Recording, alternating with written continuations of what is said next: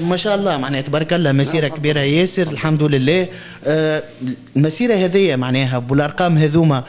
سي فوزي مازال عنده نفس الشغف، مازال عنده نفس لونفي مالغري اللي حقه الكل. ايوا غراض معناتها كل شيء كمان ما نكون انا عمري ما كان حتى اليوم مش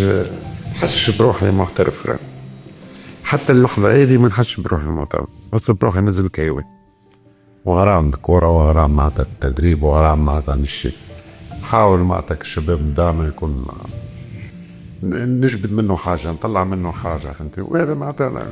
اعتبر نفسي نجاح كبير معناتها، خاصة انه امين بالنسبة لي يكون اكثر من الالقاب هذا اللي تحكي عليهم. طلعت تشوف لاعبين اللي دربتهم في وصلوا مدربين على اعلى مستوى واكثرهم تدربوا عندي ولا كانوا مساعدين ولا لاعبين اللي مشاو محترفين ولا ما ضمنوا حياتهم معناتها، لان الكوره معناتها حياه كوره كثيره. ما كنت نشوف لاعبين اللي ضمنوا حياتهم لان معناتها في يمكن البعض يظن كونه مدرب لا مش كوره، راهي مش عاطفه خذ باص ولا شوط، بالعكس معناتها اول حاجه نكون رجال الناس يعرفوا يتصرفوا يعرفوا يتعاملوا مع المجتمع يعرفوا يتعاملوا مع اللي الصعوبات اللي يلقوها معناتها في حياتهم وفي مسيرتهم فهمت، لأن بالنسبة لي النجاح هو تاع إنسان ويعرف يتأقلم فهمت، هذه كل معلومة اللاعبين مش صحيح. مع ذلك الكورة تدريب مش معرفش بشي ما تكتيب لا أكثر من هيك عقلية، راه معناتها لازم نحطوا على اللاعبين مش اللي عندهم عقلية إيجابية وعقلية التصرف معناتها حسن التصرف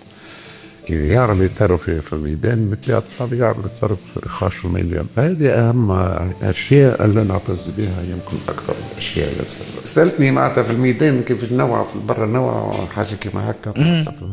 الأطفال معناتها في التمارين بطبيعة الحال يلزم معناتها الشعور هذاك معناتها توصلوا للملاعب اللي في الميدان ولا في التمارين معناتها. بالنسبة لي التمارين يمكن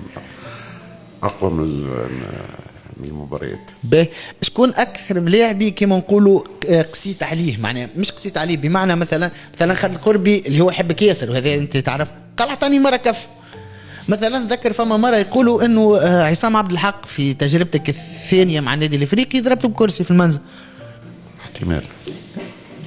والله احتمال ما نتصورش هذا كيما قلت لك راهي كله نتاع محبه نتاع هذا شيء هذاك نحبوا برشا وعليش ما وصلش معناتها نحس منه والحمد لله بعد فتره يوصلوا حتى كي تكون قاسي عليهم لكن بعد فتره وصلوا فهمتوا ونجحوا معناتها في مسيرتهم الرياضيه.